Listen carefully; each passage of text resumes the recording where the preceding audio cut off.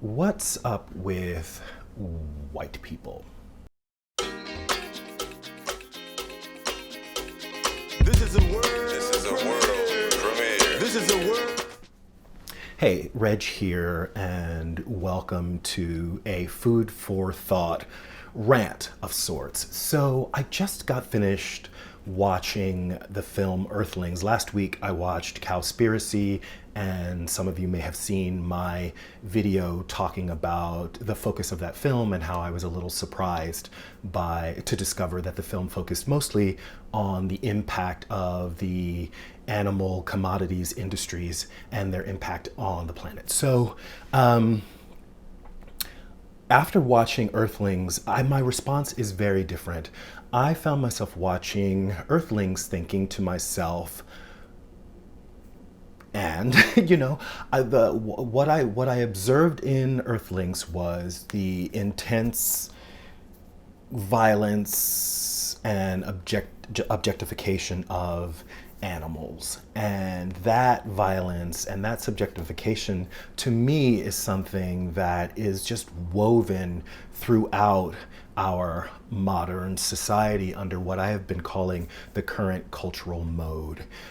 So if you go back in history, let's say go back the last 1,000 years, go back more, the development of Western culture specifically, we see that societies that have excelled at the domination of others have risen to become our world's mighty nations. So we haven't seen the embracing of the values of, say, peace and justice throughout the world. What we've seen is a world where might makes right.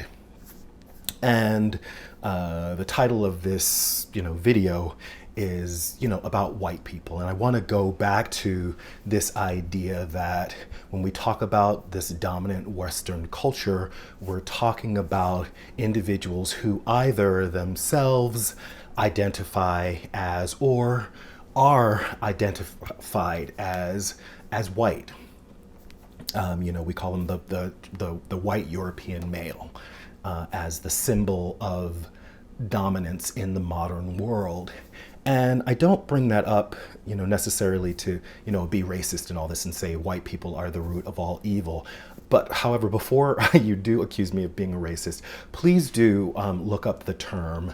And racism, as with all forms of oppression, is an action that's motivated by the benefits that it brings to the initiators of that oppressive action, and it is backed by power, and it's at the expense of another group. And so this is just my opinion.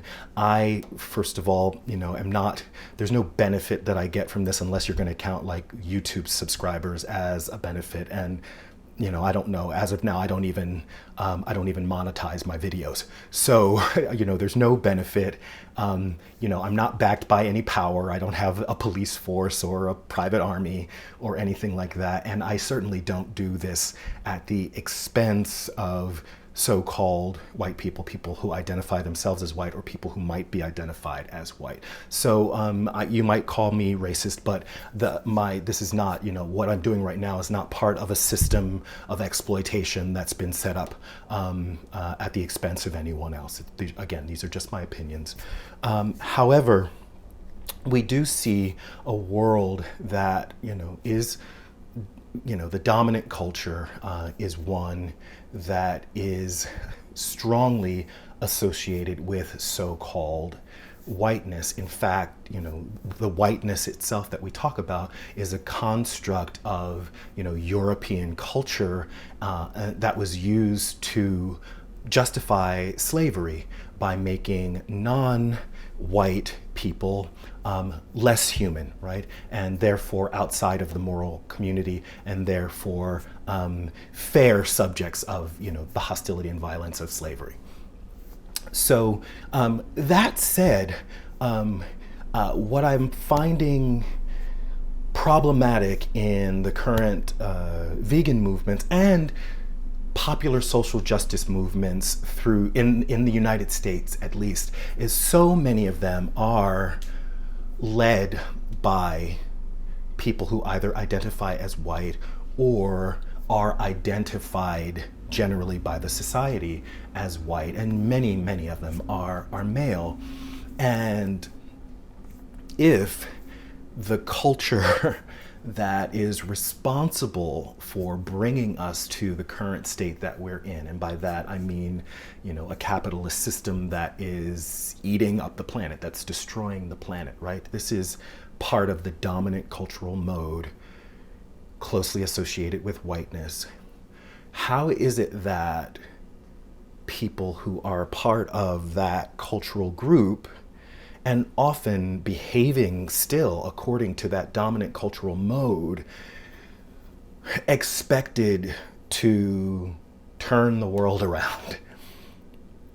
How are the same people who've been driving the bus for the last few thousand years going to kind of name themselves as authorities in this movement? And I don't say that to say that white people shouldn't be a part of social justice movements. Everyone should be part of social justice movements. But this presumption that somehow those voices should be at the forefront, and the fact that those voices are at the forefront, is a huge problem. It would seem to me that there might be some wisdom in listening to some of the voices that have been silenced over the past, few thousand years, through having their entire populations dominated, right? Their entire populations subject to violence.